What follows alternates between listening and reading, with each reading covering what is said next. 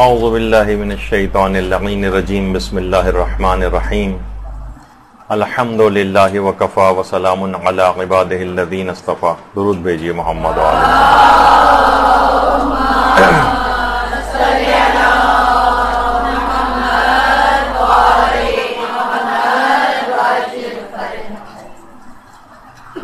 پچھلی بار کیونکہ مسلسل ہماری یہاں ذرا کچھ دقیق موضوعات پر کلاسز ہوتی رہیں اصطلاحات توضیح مسائل پر، تو آج یہی سوچا ہے کہ ایک ہلکے پھلکے ٹاپک کے اوپر جو آپ کی دلچسپیوں کا بھی سامان جس میں ہو اس کا انتخاب کیا جائے. عام زندگی میں جو مسائل پیش آتے ہیں اس میں عام طور پر خواتین ہوں یا حضرات انگوٹھی پہننے کا ایک فقہی مسئلہ درپیش ہوتا ہے. تو انگوٹھی پہننے کے جو فقہی احکام ہیں یہ آپ کے سامنے تاکہ رہیں، کیونکہ بہت سارے لوگ اس سلسلے میں سوالات کرتے ہیں. تو دیکھیے، ہاتھ میں انگوٹھی پہننا یہ ایک مستحب یا بہتر عمل ہے، اور تمام انبیاء کرام، حتیٰ کہ روایات میں ملتا ہے کہ حضرت آدم علیہ السلام جو کہ امیر المومنین کی قبر مبارک کے بہت قریبی دفن ہیں، حضرت آدم تک روایات میں ملتا ہے کہ وہ انگوٹھی پہنا کرتے تھے، اور حضرت آدم سے لے کر 1,24,000 انبیاء سے لے کر حضرت خاتم محمد مصطفیٰ صلی اللہ علیہ وآلہ وسلم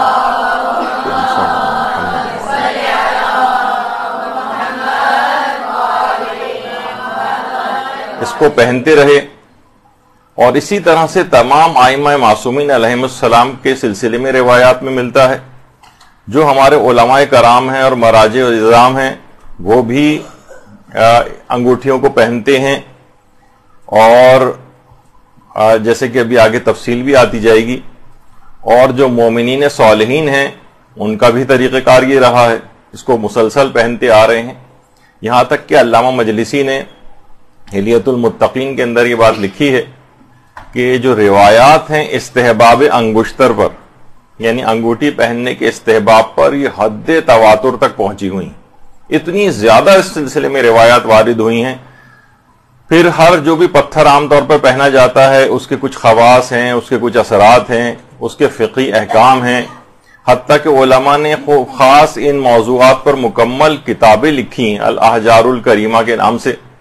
ان کے خواص، ان پہ کون کون سے نقش جو ہے وہ کندہ کروائے جا سکتے ہیں اور کروائے جاتے ہیں، جو اس کے خواص ہیں اس کے اوپر کتابیں لکھی گئی ہیں.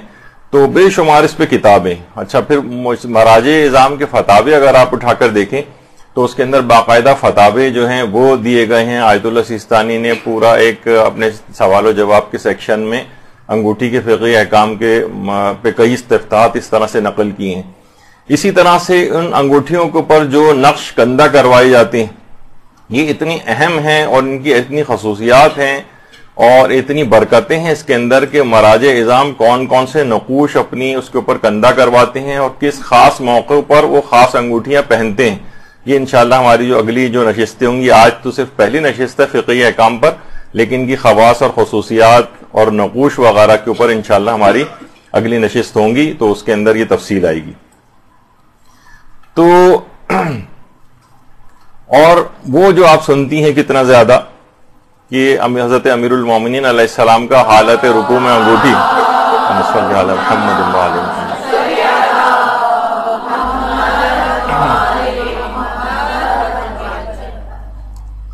جو ہے انگوٹھی دینا مستحب زکوٰۃ کے طور پر، وہ خود تاریخ کے اندر ہے.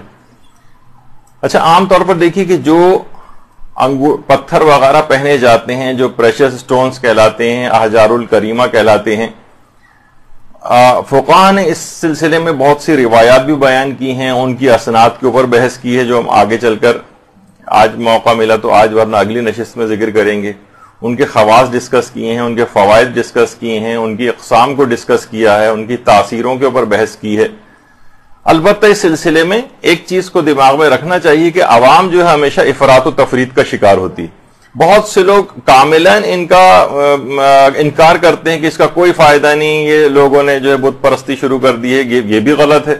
اور کچھ لوگ جو ہیں بہت زیادہ افراط کا شکار ہوتے ہیں اور 10-10 20-20 انگوٹھیاں ہاتھ میں پہن کے رکھتے ہیں. اور کچھ اوہام کا اس سلسلے میں شکار ہوتے ہیں. تو بہرحال الامر بین الامرین، دونوں چیزوں کے درمیان والی صورتحال کو دیکھنا ہے کہ دنیاوی اور اخروی زندگی کے اوپر ان چیزوں کے کیسے اثرات جو ہے وہ مرتب ہوتے ہیں. اچھا، جو مختلف پتھر ہیں ان کے الگ الگ خواص اور اثرات ہوتے ہیں، لیکن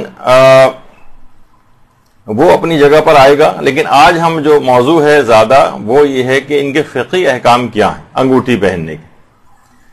تو دیکھیں، سب سے پہلے تو ایک بڑا مسئلہ پیش آتا ہے کہ لوگ یہ کہتے ہیں کہ بھائی سب سے پہلے تو انگوٹھی کا پتھر آپ اپنے لیے دیکھیں کہ وہ آپ کے لیے موافق ہے یا نہیں، یعنی موافقت تلاش کریں. ہم لوگوں سے پوچھتے ہیں، ماہرین کے پاس جاتے ہیں، کون سا پتھر مجھے موافق ہوتا ہے، کون سا میرے فیور میں جائے گا، کون سا میں پہن سکتا ہوں، کون سا نہیں. تو یہ بات یاد رکھ لیجئے کہ اس سلسلے میں یہ زیادہ باتیں مشہور کی ہوئی ہیں، ورنہ یہ عقیق، فیروزہ، یاقوت وغیرہ یہ ہر شخص پہن سکتا ہے. اس میں یہ موافقت کا علم حاصل کرنا ضروری نہیں ہے کہ آپ کسی کے پاس جائیں کہ میرے لیے کون سا جو ہے وہ زیادہ مناسب ہے. تو فقہی اعتبار سے اس کے اندر کوئی حرج نہیں، کوئی سا بھی پتھر آپ استحباب کی نیت سے یا باعث ثواب ہونے کی نیت سے اس طرح سے پہنا جا سکتا ہے. پھر لوگ ایک سوال اس میں یہ پوچھتے ہیں کہ کیا اس کو پہننے سے پہلے استخارہ کرنا ضروری؟ نہیں، استخارہ کرنے کی بھی کوئی ضرورت نہیں ہے. ہاں، اس لحاظ سے کہ استخارہ طلب الخیر سے نکلا ہے کہ پروردگار میں یہ پہننا ہو تو اپنی خیر و برکت نازل کر، تیرا ایک حکم میں نے پورا کیا ہے تو انشاءاللہ پروردگار کی رحمت شامل حال ہو جائے گی. یہ والا استخارہ تو ٹھیک ہے، لیکن یہ کہ کوئی تسبیح اور قرآن لے کر بیٹھ جائے اور دیکھے کہ یہ والا پتھر مجھے کون سا مناسب ہے، استخارے سے پتہ کرے، اس کی کوئی ویلیو نہیں، یعنی اس کو کرنے کا کوئی نہ حکم ہے اور نہ ہی اس کا کوئی اس لحاظ سے کوئی فائدہ ہے. تو استخارے کی بھی کوئی ضرورت نہیں ہے. پھر کیا اس سے پہلے کوئی دعا پڑھنی ضروری ہے؟ ویسے تو کوئی دعا پڑھنی لازم نہیں، آپ عقیق خرید کر لائیں اور پہننا شروع کر دیں.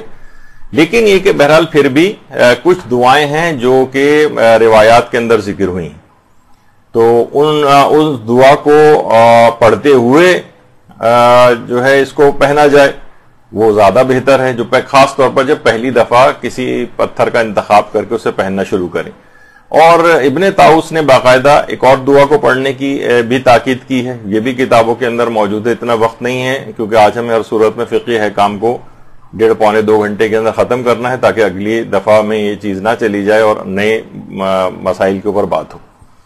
تو بہرحال انگوٹھی کے سلسلے میں پہلی دفعہ پہنتے وقت کی کچھ دعائیں آئی ہیں، وہ دعائیں اگر پڑھتے ہوئے پہنی جائے تو بہت اچھی بات ہے.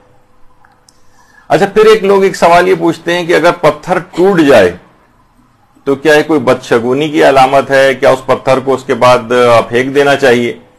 تو دیکھیے، پتھر ٹوٹ جائے تو اس میں کوئی، جس طرح سے شیشہ ٹوٹ جاتا ہے، برتن ٹوٹ جاتا ہے، اس طرح اگر انگوٹھی کا نگینہ ٹوٹ جائے کسی وجہ سے تو اس میں کوئی بدشگونی نہیں ہے، اس کے اندر کوئی آپ کو خطرہ لاحق نہیں ہے، آپ کی جان کو کوئی پریشانی اور بلا نہیں آنے والی ہے.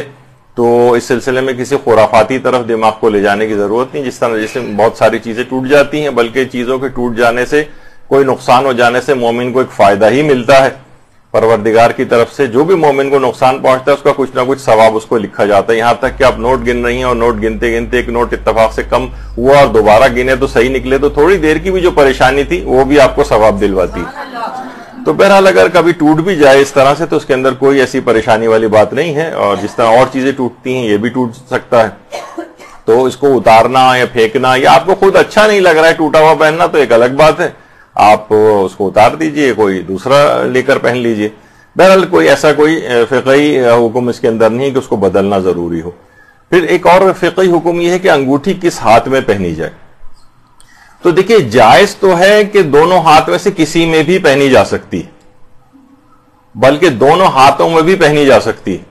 دائیں ہاتھ میں بھی پہنی جا سکتی ہے، بائیں ہاتھ میں بھی پہنی جا سکتی ہے.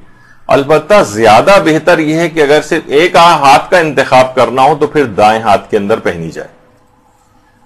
البتہ کسی معاشرے میں اگر رائج ہو کہ شادی کی انگوٹھی بائیں ہاتھ کے اندر پہنی جاتی ہو تو ٹھیک ہے، اس خاص معاشرے کے اندر اگر کوئی شادی کی انگوٹھی کے لحاظ سے کوئی اس طرح کی کوئی رسم موجود ہے یا یہی طریقہ معاشرے کے اندر رائج ہے تو اس کے اندر بھی کوئی حرج نہیں ہے. اگر وہ بائیں ہاتھ میں پہنی جا رہی ہے تو بائیں ہاتھ میں بھی پہننا کوئی حرام نہیں ہے. بلکہ موجودہ مراجع کے نزدیک تو مکروہ بھی نہیں. ہاں البتہ ناپسندیدہ ہونے کے لحاظ سے اگر یعنی صرف دوسرے ہاتھ میں نہ پہنی جائے اور صرف ایک ہی ہاتھ میں پہنی جا رہی ہے اور شادی کی انگوٹھی اور بائیں میں پہنی جا رہی ہے تو بھی میں نے بتایا کہ اس میں کوئی حرام نہیں. البتہ اس کی تائید میں وسائل الشیعہ جو ہماری کتاب ہے اس کی 5ویں جلد کے اندر شیخ حر عاملی نے ایک روایت ہمارے 7ویں امام موسی کاظم علیہ السلام کے حوالے سے لکھی.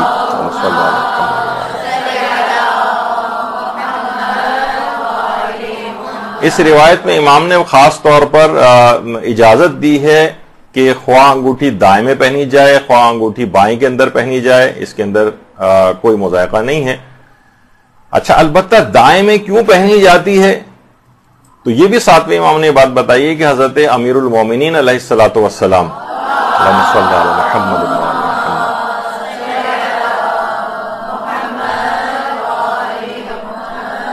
کیونکہ حضرت امیر علیہ السلام دائیں ہاتھ میں انگوٹھی پہنتے تھے کیونکہ وہ رسول اللہ کے بعد اصحاب یمین یعنی دائیں ہاتھ والوں کے امام تھے. اس لیے شیعوں کی بھی یہ علامت قرار پائی ہے کہ شیعہ اپنے دائیں ہاتھ میں یہ ان کا شعار ہے کہ وہ اپنے اماموں کی سیرت کی پیروی کرتے ہیں. ان کا امام کیونکہ پہنا کرتا تھا اور ان کا امام دائیں ہاتھ والوں کا امام ہے تو اس لحاظ سے دائیں ہاتھ کے اندر انگوٹھی پہننا تشیع کا ایک شعار ہے، شیعوں کی ایک علامت. اچھا اہل سنت کی ہاں بھی دائیں ہاتھ کے اندر انگوٹھی پہننے کا حکم موجود ہے، مگر ان کے بعض علماء نے تشبہ روافظ کی وجہ سے، ایک ٹرم ہے تشبہ روافظ، رافضیوں سے مشابہت، تنزیہ طور پر ہمیں وہ رافضی کہہ کے پکارتے ہیں، البتہ سب کو رافضی نہیں کہتے، اس کی ایک الگ وہ تعریف کرتے ہیں، کہتے ہیں سارے شیعہ رافضی نہیں ہیں، ایک خاص گروہ رافضی، خیر اس پہ ہم بحث میں نہیں جا رہے. وہ کہہ رہے ہیں تشبہ روافظ کیونکہ عام طور پر روافظ حضرات دائیں ہاتھ کے اندر پہنتے ہیں تو اس وجہ سے ہم ان سے مشابہت نہ ہونے پائے، ان سے الگ ہم تصور کیے جائیں، اس وجہ سے ہم بائیں ہاتھ میں پہننا شروع کی. یہ وجہ ہے کہ ابن تیمیہ جو کہ سمجھیں ایک لحاظ سے وہابیوں کا ایک سرخیل اور ایک زیادہ تر اسی کی باتوں کو لیا جاتا ہے ان کے ہاں، منہاج السنت النبویہ کے نام سے جو ابن تیمیہ نے کتاب لکھی ہے، اس میں حنفیوں کی جو مشہور ترین کتاب ہے جس کا ہدایہ جس کا نام ہے، اس کے متعلق انہوں نے لکھا ہے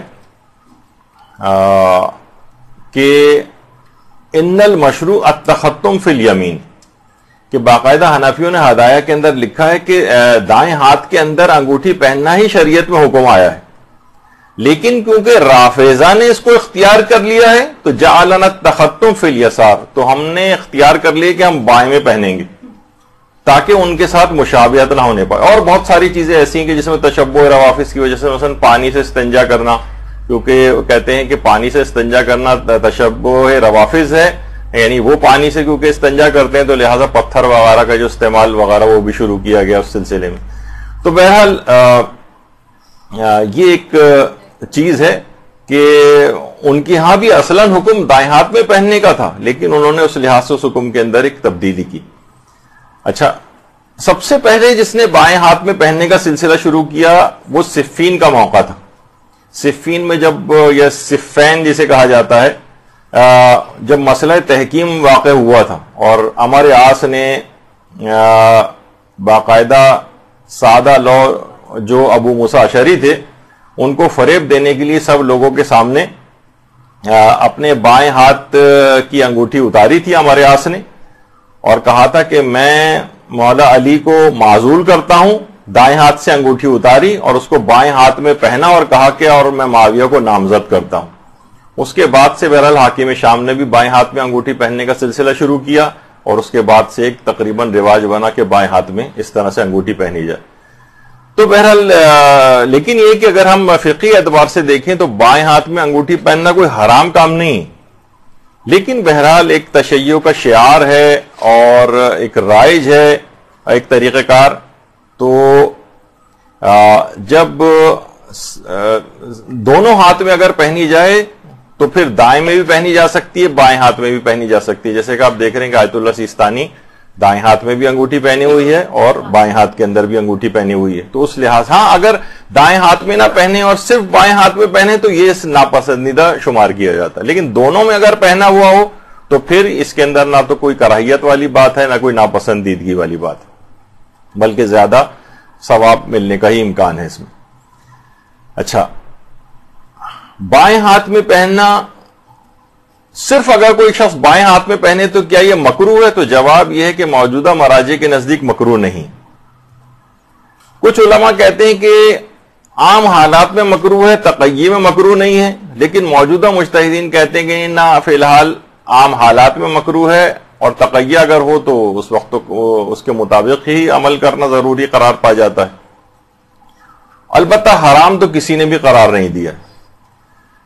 چلیں، ہاتھ کا مسئلہ حل ہو گیا کہ بہتر یہ کہ دائیں ہاتھ میں پہنی جائے، لیکن بائیں ہاتھ میں بھی پہنی جا سکتی ہے، اور دونوں میں پہنا ہو تو پھر کوئی بھی کراہیت یا ناپسندیدگی کا مسئلہ نہیں ہے. ناپسندیدہ فقط اس وقت ہے جب دائیں ہاتھ میں ترک کیا جائے اور فقط بائیں ہاتھ میں پہنی جائے. اب مسئلہ پیش آتا ہے کہ کون سی انگلی کے اندر پہنی جائے، کون سی انگلی میں. اچھا، اب دیکھیے، کچھ تو عربی نام ہے ظاہر ہے، خنصر، بنصر، وسطی، سبابہ، ابہام، یہ عام طور پر عربی میں انگلیوں کے نام ہیں. لیکن اگر آپ ویسے دیکھیں تو ہمارے ہاں جو ہوتا ہے لٹل فنگر سب سے چھوٹی والی ہوتی ہے، پھر رنگ فنگر جو عام طور پر جس میں انگوٹھی پہنی جاتی ہے، پھر ایک مڈل فنگر ہوتی ہے، انڈیکس فنگر ہوتی ہے جس سے آپ زیارت وغیرہ انگلی کو اٹھا کر پڑھتی ہیں، اور ابہام اور جو ہے انگوٹھے وہ کہتے ہیں، تھمب. تو یہ 5 انگلیاں ہیں. تو اب اچھا، شیخ حر عاملی نے وسائل الشیعہ کی اسی 5ویں جلد کے اندر باقاعدہ پیغمبر اسلام کی ایک روایت نقل کی ہے جو کہ امیر المومنین سے پیغمبر نے ارشاد فرمائی ہے، اللہم صلی علی محمد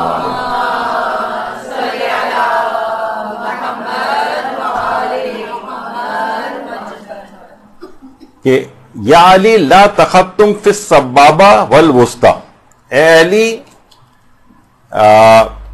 مڈل فنگر میں، یعنی میں اپنے الفاظ میں کہہ دوں تاکہ آپ کو صحیح سمجھ آ جائے، مڈل فنگر میں انگوٹھی مت پہنو، سبابہ والوسطی یعنی انڈیکس فنگر میں، اور وسطی یعنی وہ جو مڈل فنگر ہے، یعنی انڈیکس فنگر اور مڈل فنگر میں انگوٹھی نہ پہنو، کیونکہ یہ قوم لوط کا شعار تھا.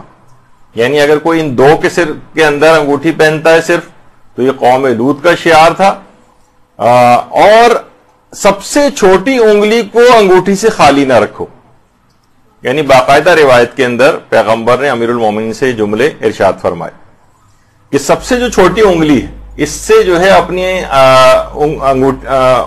اس انگلی سے اس میں انگوٹھی ضرور ہونی چاہیے، یعنی اس کی تاکید آئی. اچھا، علماء یہاں ایک چیز بیان فرماتے ہیں کہ یہ جو کہا ہے کہ لا تختم یعنی نہیں پہنو انگوٹھی ان انگلیوں کے اندر، تو یہاں جو ہے یہ نہیں تحریمی نہیں ہے. یعنی ایک لحاظ سے دیکھیں جو روایت کے اندر ہے، یعنی اس میں آپ کو زیادہ واضح طور پر نظر آئے گا کہ منع کیا گیا ہے انڈیکس فنگر میں اور مڈل فنگر میں. اچھا، جو رنگ فنگر ہے اس میں پہننا جائز ہے، یا شروع میں اگر ہم یہ کہیں کہ وہ جو انڈیکس فنگر اور مڈل فنگر میں مکروہ یا ناپسندیدہ ہے، اور جو رنگ فنگر ہے اس میں جائز اور مباح ہے، اور جو لٹل فنگر ہے اس میں مستحب یا کار ثواب ہے پہننا. اچھا، ابہام اس کے اندر بھی مباح ہے پہننا، لیکن عام طور پہ اتنا زیادہ رائج نہیں ہے. کوئی فیشن میں ویسے ہی انگوٹھے وغیرہ کے اندر پہن لے تو ایک الگ بات ہے، لیکن رائج نہیں ہے. لیکن اگر کوئی پہن بھی لے تو مباح ہے. تو اگر اس لحاظ سے دیکھیں تو مباح کس میں ہے؟ رنگ فنگر میں پہننا مباح ہے اور انگوٹھے میں پہننا مباح ہے. مکروہ یا ناپسندیدہ ہے کہ مڈل اور انڈیکس فنگر میں پہنی جائے، یہ ناپسندیدہ یعنی صرف اگر اس کے اندر پہنی جا رہی ہے، اور سب سے چھوٹی انگلی میں پہننا پسندیدہ ہے یا کچھ علماء نے مستحب قرار دیا.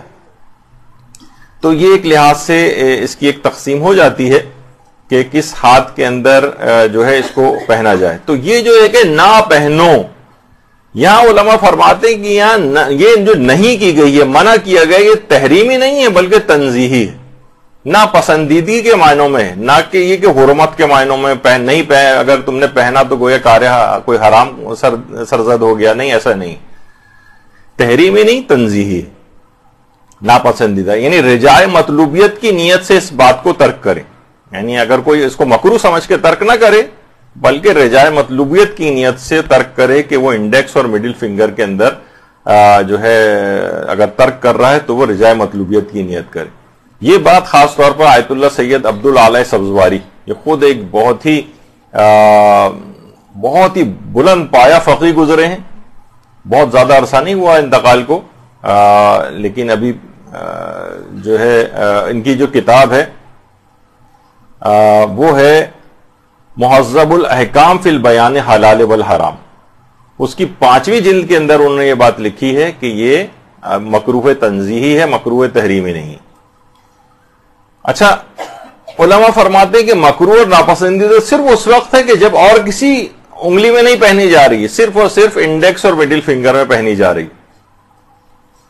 البتہ اگر کوئی شخص ہے اس نے کسی اور انگلی کے اندر بھی پہنی ہوئی جس میں جائز اور پھر مڈل فنگر کے اندر پہنی ہوئی ہے تو پھر یہ ناپسندیدگی نہیں رہے گی، یعنی رنگ فنگر میں پہنی ہوئی ہے اور پھر اس کے ساتھ مڈل فنگر میں بھی پہنی ہوئی ہے تو پھر یہ ناپسندیدہ نہیں۔ اور انگوٹھے کے اندر تو جیسے کہ ابھی ہمارا ذکر ہوا کہ انگوٹھے کے اندر پہننے کی اجازت ہے، مباح ہے۔ اچھا، ہمارے چھٹے امام جعفر صادق علیہ السلام فرماتے ہیں اللہم صلی علی محمد وعلی محمد کہ پیغمبر اسلام اپنے دائیں ہاتھ میں جو ہے وہ انگوٹھی پہنتے تھے، اور یہ جو کہا جاتا ہے یہ صرف اور صرف کہ ان 2 انگلیوں کے اندر اگر کوئی شخص پہنے اور کسی اور انگلی کے اندر نہیں پہنی ہوئی ہے اس نے تو پھر یہ ناپسندیدہ ہے، یا صرف اس نے درمیانی انگلی کے اندر پہنی ہوئی ہے یہ ناپسندیدہ ہے۔ اچھا، اسی طرح سے جیسے کہ آپ کے سامنے ہے، اچھا، اور جو رنگ فنگر ہے اس میں پہننا جائز اور مباح ہے۔ اچھا، اور جو سب سے چھوٹی انگلی ہے اس میں پہننا پسندیدہ یا مستحب ہے، پسندیدہ یا مستحب۔ تو اس لحاظ سے اگر آپ دیکھیں تو کسی نے اگر اس طرح سے پہنی ہوئی ہیں کہ صرف ان 2 کے اندر ہے باقی کے اندر نہیں ہے تو یہ ناپسندیدگی معنوں میں، اب آپ لوگ فیشن وغیرہ کے اندر اس طرح سے اگر کہیں پہنی جاتی ہو تو یہ آپ دیکھ لیجئے گا کہیں ناپسندیدگی کے معنوں میں۔ اور ویسے اگر آپ دیکھیں کہ کتنے علماء ہیں کہ جو کہ سب سے چھوٹی انگلی کا انتخاب کرتے ہیں، سب سے چھوٹی انگلی کا، کیونکہ اس کے اندر مستحب ہے۔ یہ آیت اللہ میلانی ہے اور آیت اللہ سیستانی کو بھی آپ دیکھیں گے دونوں ہاتھ کی سب سے چھوٹی انگلی کے اندر انہوں نے پہنی ہوئی، یعنی جو ثواب والا پہلو ہے صرف اس کو لیا، مباح اور جائز کی طرف بھی نہیں گئے۔ اچھا، اسی طرح سے آیت اللہ وحید خراسانی ہیں، انہوں نے جو ہے وہ رنگ فنگر میں پہنی ہوئی ہے اور لٹل فنگر کے اندر بھی پہنی ہوئی ہے، سب سے چھوٹی انگلی میں۔ آیت اللہ خوئی نے بھی سب سے چھوٹی والی انگلی کے اندر پہنی ہوئی آپ کو نظر آ رہی، کیونکہ اس کا ثواب ہے، اس کا استحباب ہے چھوٹی والی میں، اور رنگ فنگر کے اندر آیت اللہ شبیریہ زنجانی ہیں، یہ بھی اسی طرح سے پہنتے ہیں۔ امام خمینی بھی سب سے چھوٹی انگلی کے اندر عام طور پر پہنتے تھے کیونکہ یہی کار ثواب اور پسندیدہ چیز ہے۔ امام خمینی کو آپ دیکھیں ان کی جتنی بھی تصاویر ہیں اس میں سب سے چھوٹی انگلی کے اندر اس کو پہنا ہوا ہے انہوں نے۔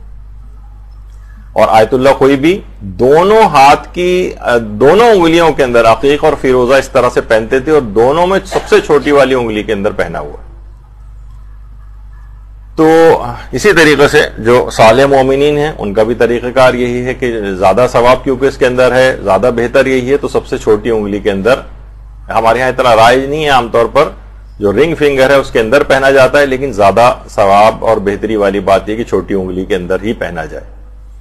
اچھا، اس کے اندر بھی اگر آپ دیکھیں اگر دونوں ہاتھ میں پہنا تو رنگ فنگر میں بھی پہن سکتے ہیں، رہبر معظم دونوں ہاتھ کے جو انگلیاں ہیں اس میں انگوٹھی پہنتے ہیں، اس میں رنگ فنگر میں بھی پہنی جاتی ہے اور سب سے چھوٹی والی انگلی کے اندر بھی پہنتے ہیں۔ اسی طریقے سے آیت اللہ حافظ بشیر نجفی رنگ فنگر میں بھی اور سب سے چھوٹی انگلی کے اندر بھی، اور اسی طرح سے آیت اللہ ناصر مکارم شیرازی کی بھی اگر آپ دیکھیں یہ خود ایک کہ علماء کا طریقہ کار کیا ہوتا ہے، کس طرح سے یہ مراجع کی سیرت آپ کے سامنے اس طرح سے آ رہی ہے. اور یہ بھی اگر تینوں انگلیوں کے اندر آپ دیکھ رہے ہیں کہ آیت اللہ بہجت کی دونوں ہاتھ کی جو انگلیاں ہیں اس کے اندر انگوٹھیاں نظر آ رہی ہیں، اور ایک ہی جو دایاں ہاتھ ہے اس کے اندر تو 3 انگلیوں کے اندر انہوں نے پہنی ہوئی. تو بہرحال یہ کہ اگر کیونکہ اور انگلیوں کے اندر پہنا ہوا اور پھر مڈل فنگر کے اندر پہنا ہوا تو پھر مکروہ نہیں ہوتا، پھر ناپسندیدہ نہیں ہے. صرف اس کے اندر پہنا ہو تو پھر ناپسندیدہ شمار ہوتا ہے. اسی طریقے سے مثلا اگر ہم اور دیکھیں، عاشمر رفسنجانی انہوں نے بھی چھوٹی انگلی کے اندر فقط پہنا ہوا ہے. حسن نصر اللہ وہ بھی اپنی صرف چھوٹی انگلی کے اندر جو ہے وہ اس طرح سے پہنتے ہیں. تو بہرحال سب سے چھوٹی انگلی کے اندر یہ پہنا جائے، یہ بہت زیادہ بہتر ہے. اور باقاعدہ مومن کی جو استحباب اگر اس کو لینا ہے تو سب سے چھوٹی انگلی کا زیادہ بہتر ہے. بچوں کو بھی اس لحاظ سے عادت ڈالنی چاہیے کہ سب سے چھوٹی انگلی کے اندر جو ہے وہ اس کو پہنے. یہ آیت اللہ سعید الحکیم ہے، یہ بھی اس طرح سے چھوٹی انگلی اور درمیانی انگلی کے جو رنگ فنگر ہوتی ہے اس کے اندر جو ہے وہ پہنتے ہیں. اچھا اب دیکھیے بائیں ہاتھ کے اندر بھی پہنی جا سکتی ہے اس وقت جبکہ دائیں ہاتھ میں پہنی ہو. رہبر معظم بائیں ہاتھ کے اندر بھی پہنتے ہیں، تو وہ اس صورت میں ہوتا ہے کہ جب دونوں کے اندر پہنی جائے. یہ اس وجہ سے بار بار کہہ رہا ہوں کہ ایسا نہ ہو کہ کبھی آپ اس طرح کی کوئی تصویر دیکھیں تو کہیں کہ یہ تو ناپسندیدہ چیز کی ہوئی ہے. یہ جب دونوں ہاتھوں میں پہنا ہوتا ہے تو پھر ناپسندیدگی یہ کراہیت نہیں ہوتی. اچھا اب پتھر تو بہت سارے، اور خاص طور پہ جو دائیں ہاتھ کے اندر پہننا ہے یہ مومن کی نشانیوں میں سے بھی نشانی کہ باقاعدہ آیت اللہ حافظ بشیر نجفی نے اپنے ایک فتوے کے اندر ہمارے 11ویں امام علیہ السلام کی امام حسن عسکری علیہ السلام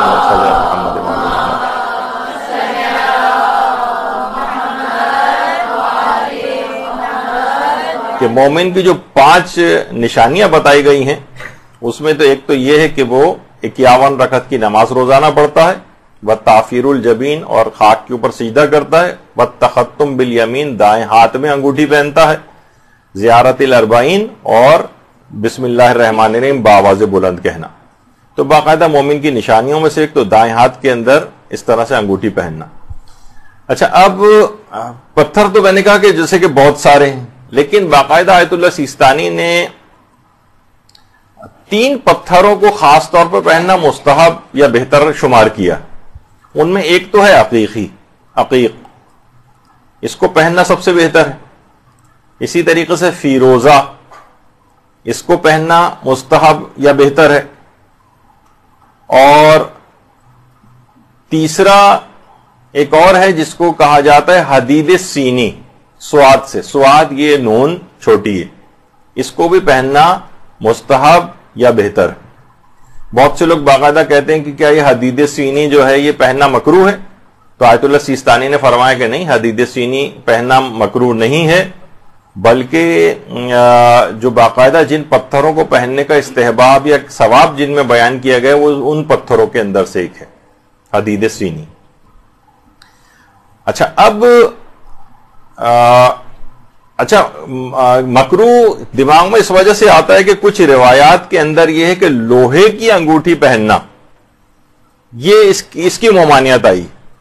اچھا اس کی آگے ہم تفصیل بیان کریں گے ابھی، لیکن کیونکہ حدید سینی جو ہے یہ لوہا نہیں ہے، لوگ سوچتے ہیں حدید فولاد لوہا شاید عنوانوں کے اندر ہے، نہیں، اس پتھر کا نام ہے. یہ کالا سا ایک ہوتا ہے اور یہ اس کو پہننا بھی جو ہے وہ ثواب قرار دیا گیا. اچھا خود چلیں یہ تو ہے کہ انگوٹھی پہننا، تو انگوٹھی کے اندر کیا نگینہ ہونا ضروری ہے؟ نگینہ ہونا تو دیکھیے انگوٹھی ہونی چاہیے خواہ نگینہ ہو یا نہ ہو. باقاعدہ وسائل الشیعہ کی جو 5ویں جلد ہے اس میں ہمارے چھٹے امام جعفر صادق علیہ السلام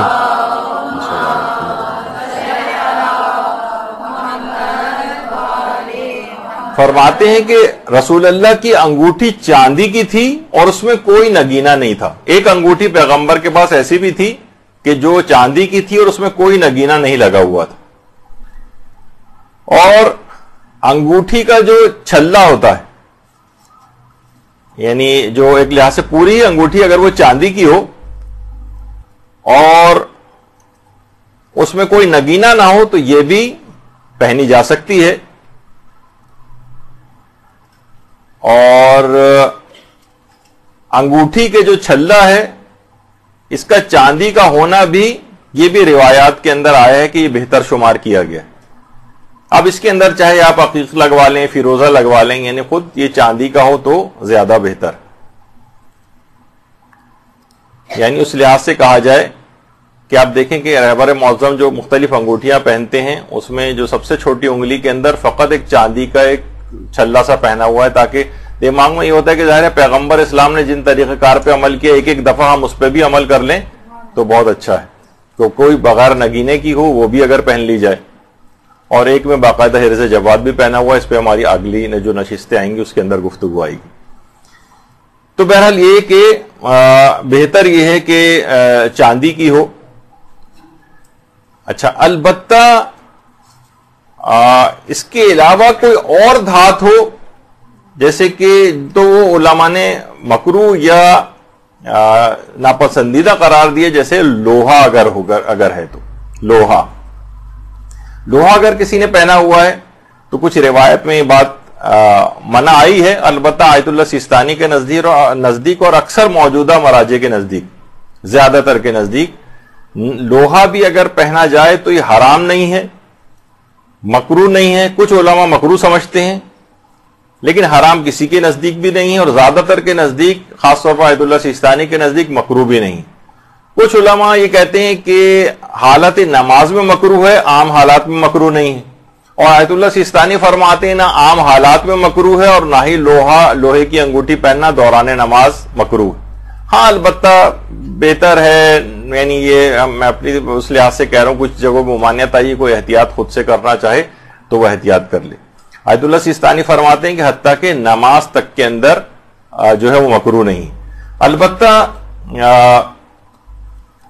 جو لوہے کی انگوٹھی کے متعلق ابھی جو اس سے پہلے جو بات ہو رہی تھی ہماری، کہ کچھ روایت میں اس وجہ سے منع کیا گیا کہ لوہا کہا جاتا ہے کہ جنات اور شیاطین کی زینت ہے، یعنی جنات اور شیاطین یہ اپنی زینت کے لیے لوہا پہنتے ہیں.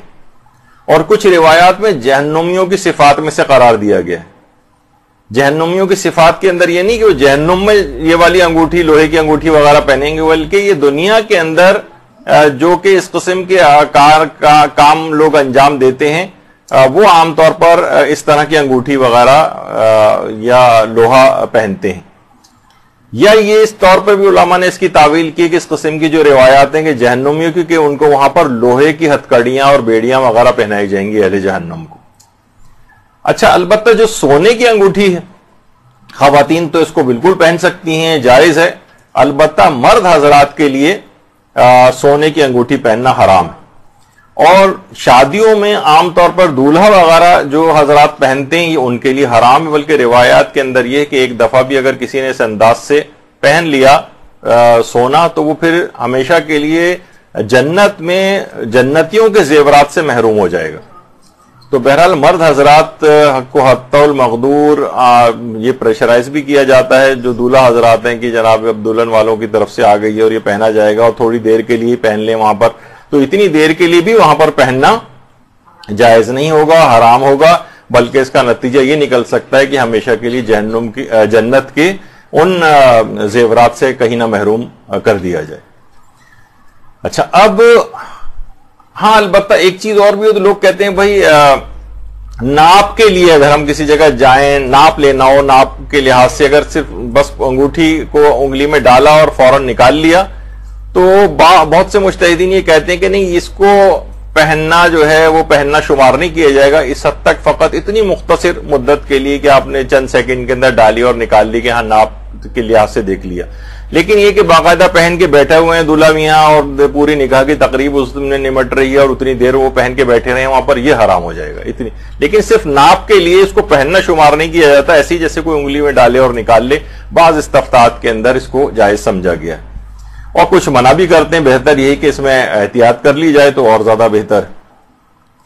اچھا، اگر سونے کا پانی چڑھا ہوا ہے کسی چیز کے اوپر، اگر اصلاً وہ پوری چیز سونے کی نہیں ہے، صرف ہے کسی اور دھات کی، فقط اس کے اوپر ہلکا سا پانی چڑھا ہوا ہے، تو بعض استفتاءات میں، بلکہ آیت اللہ سیستانی کی جو آفیشل سائٹ ہے اس کے اوپر بھی کہا ہے کہ پھر اس کو سونا پہننے میں جو شمار نہیں کیا جائے گا اور وہ جائز. لیکن ایک آدھ استفتاءات ایسے بھی جس میں اس کو بھی منع کیا گیا. تو بہرحال یہ کہ اس میں بھی احتیاط کر لی جائے، اور جو گولڈ پلیٹڈ ٹائپ کی جو چیزیں یا پانی چڑھایا ہوا ہے سونے کا، تو وہ بھی مرد حضرات بہتر ہے کہ پہننے سے اجتناب کریں. ہاں البتہ ایک چیز اور ہے کہ وائٹ گولڈ جو ہے وہ پہننے کی اجازت ہے. یعنی عام طور پر مرد حضرات کے لیے زرد سونا تو خیر سونا شمار ہوتا ہی ہے، لیکن اگر وائٹ گولڈ بھی ہے، اور وائٹ گولڈ سے مراد سونا ہی ہو، بس یہ کہ اس کا رنگ تبدیل ہے، اگر وہ معاشرے کے اندر سونا ہی شمار ہو رہا ہے کہ یہ ہے تو گولڈ ہی، البتہ رنگ اس کا وائٹ ہے، تو مرد حضرات کے لیے وائٹ گولڈ کا بھی پہننا حرام رہے گا. ہاں البتہ اس سے ملتی جلتی ایک چیز ہوتی ہے جسے پلیٹینم کہا جاتا ہے. پلیٹینم پہننے کی مردوں کو اجازت ہے کہ اصلاً یہ دھات ہی دوسری اور یہ گولڈ ہے ہی نہیں. اس لحاظ سے اگر کوئی چیز واضح طور پر پلیٹینم ہو تو اس کو پہننے میں مرد حضرات کے لحاظ سے کوئی مسئلہ نہیں ہے اور وہ پہن سکتے ہیں اس کو. تو اچھا، اب بہت سے لوگ یہ سوال کرتے ہیں کہ وہ مردوں پر سونا پہننا حرام کیوں ہے، اور کہتے ہیں اس کی ہمیں وجہ بتائی جائے، تعویل بتائی جائے. تو روایات کے اندر واضح طور پر کوئی ایسی معتبر روایت نہیں ہے کہ جس میں واضح طور پر اس کی علت بتائی گئی ہو. اور اصلاً دیکھیں تو واقعتاً جتنے بھی حرام یا اور احکامات اسلامی ہیں ان میں 90-95% احکامات کی علت بتائی نہیں گئی، بلکہ صرف کہا ہے کہ بس اللہ کا حکم ہے مانو اس کو.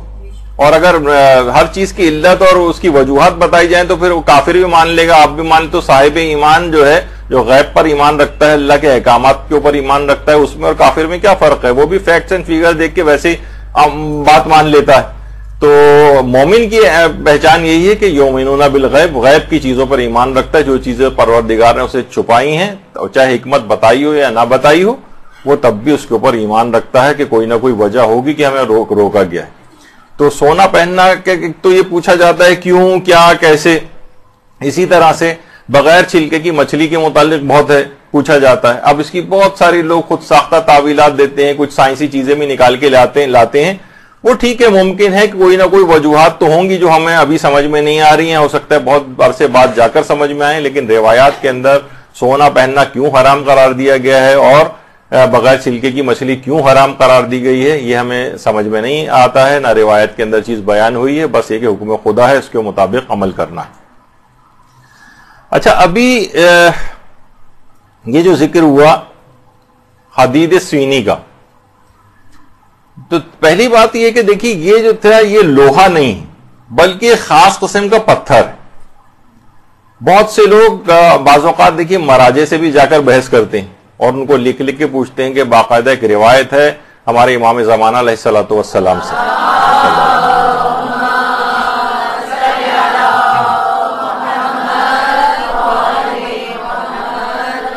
کہا کہ مثلا ان سے روایت میں ایک توقی کے اندر ہے کہ اگر لوہے کی انگوٹھی ہاتھ میں ہو تو کیا اس میں نماز مکروہ ہے. تو دیکھیے امام زمانہ علیہ السلام کی جو روایت ہے اس کے اندر جس کو منع کیا گیا ہے وہ خماہن ہے. خماہن اس کو پہننا ناپسندیدہ شمار کیا گیا ہے. اچھا، لوگوں نے خود سے خماہن کو سوچا کہ یہ حدید سینی ہی ہے. یعنی حدید سینی دیکھیے لوہا نہیں، جبکہ خماہن جو ہے لوہا ہے. البتہ اگر حدید سینی کیونکہ ہے تو وہ لوہا نہیں ہے، اس وجہ سے کراہیت کا کوئی بھی اس کے اندر نہیں ہے. جب بھی آیت اللہ سیستانی نے بھی کہا کہ نہیں حدید سینی جو ہے اس میں مکروہ بھی نہیں ہے، اور اگر لوہا بھی ہے تب بھی وہ روایت ان کے نزدیک ثابت نہیں. اور علل الشرائع کے اندر باقاعدہ شیخ صدوق نے اس کی پہلی جلد کے اندر لکھا ہے کہ حدید سینی جو ہے یہ خود مولا امیر المومنین علیہ السلام پہلا کرتے تھے. اللہم صلی علی محمد.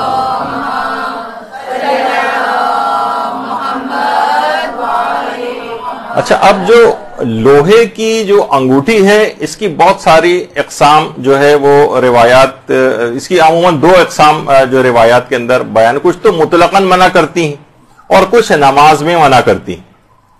اچھا، جو مطلق منع جن کے اندر کیا گیا کہ لوہے کی انگوٹھی نہ پہنو، اس میں بھی بعض اہل علم کی تحقیق یہ ہے کہ عام طور پہ وہ انگوٹھی جو بادشاہ حضرات بطور ظلم یا سزائیں دینے کے لیے اپنے ہاتھ میں ایک انگوٹھی پہنتے تھے جو اسٹیمپ کے طور پر استعمال ہوتی ہے، اس کو اتنے کوڑے لگا دو، اس کو جان سے مار دو، اس طرح کے احکامات دیتے تھے اور وہ مہر لگایا کرتے تھے، تو وہ عام طور پر لوہے کی انگوٹھی اس طرح. تو روایت اور کچھ علماء کی تحقیق یہ ہے کہ عام طور پر لوہے کی انگوٹھی کی جو مذمت آئی ہے وہ اس طرح کی انگوٹھیوں کے متعلق ہے کہ جو کہ عام طور پر بادشاہ حضرات ہاتھ میں پہنتے تھے اور وہ اسٹیمپ لگا کے سزائیں وغیرہ ظلم کیا کرتے تھے اس طرح سے. اور کیونکہ بہت سی روایتیں ایسی بھی ہیں، جیسے ہمارے ایک چھٹی امام سے بھی ایک روایت ہے کہ خطرات دشمن کے شر سے محفوظ رہنے کے لیے امام نے حدید سینی کی تاکید کی. یعنی اگر کبھی کسی دشمن سے کوئی خطرہ ہو، میں انشاءاللہ اگلی دفعہ اس کا بھی ذکر کروں گا کہ ہمارے علماء اور مراجع خاص طور پر، آپ کو پتہ ہے کہ رہبر معظم کتنا پوری دنیا میں مختلف مسائل سے نمٹنا ہوتا ہے، کتنے بڑی بڑی چیزوں سے اور خطرات سے اور بڑے بڑے دشمنوں سے نمٹنا ہوتا ہے، تو وہ کچھ خاص مواقع پر کچھ خاص قسم کی انگوٹھیاں پہنتی ہیں جن پر کچھ خاص قسم کے نقش ہوتے ہیں. یہ انشاءاللہ اگلی دفعہ اس کا ذکر آئے گا کہ میں اس لحاظ سے ہمیں یہ بتانا مقصد ہے کہ بہت سے لوگ آج کل ان چیزوں کا مذاق اڑانے لگے ہیں اور کہتے ہیں یہ بالکل ایک خرافاتی ایک وہ بنا لیا ہے، تو ان کو پتہ نہیں کہ ہمارے مراجع اور علماء کا طریقہ کار اس سلسلے میں کیا ہے. وہ انشاءاللہ اگلی دفعہ کے اس میں ذکر میں آئے گا اس کا تذکرہ. تو دشمن سے خطرات اگر درپیش ہوں تو خاص طور پر چھٹی امام نے کہا کہ حدید سینی جو ہے وہ پہنی جائے.